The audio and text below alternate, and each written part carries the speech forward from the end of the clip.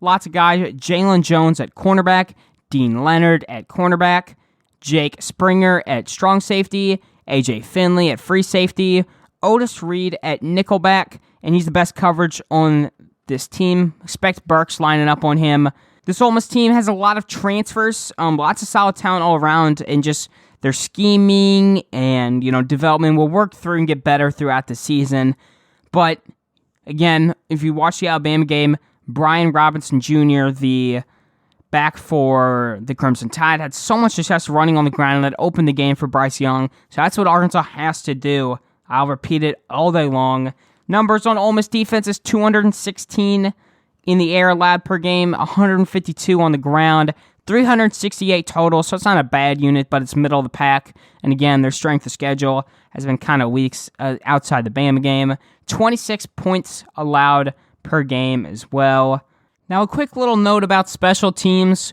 Arkansas can't be giving up any long returns, and just punt blocks cannot be happening. Arkansas has had 2 punt blocks in 4 games. As Fountain said, they're going to change up the formation this weekend. So I think another key for this game is Arkansas to have clean special teams play. Don't overcomplicate things. Make things easy for special teams. Cam Little's basically going to be automatic most times. Don't put him in hard situations on the road from like 50 yards, obviously, but he's going to be a solid kicker. Reed Bauer's been punting really well, just the formation has not been there. And then in the return game, regardless if you put Green in the back, you can't be having him muffing snaps. And I think Perotti is the clear starter at punt returner anyway. Now you're looking at Vegas here. They got Ole Miss -6. Over-under at 66.5. Lots of money on the over in that one, and then most of the money seems to be on Ole Miss.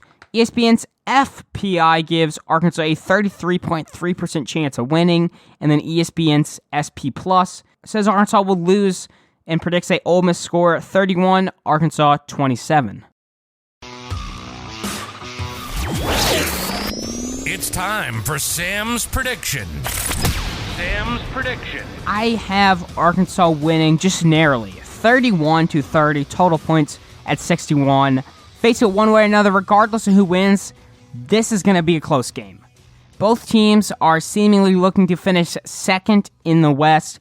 Both teams also recovering after bad losses, which I think is the reason the game isn't receiving that much hype. A fair amount of people had both underdogs winning last week, but neither of those happened, and teams kind of looked flat. Ole Miss scored a good amount in garbage time, and Arkansas laid an egg in Athens. Like I said, Arkansas winning up front, offensive line, defensive line is a key all year. You have to have guys like Trey Williams, John Ridgway, and Markel Utzi proven how good they are in their experience against this Ole Miss offensive line who's missing a couple starters from last season.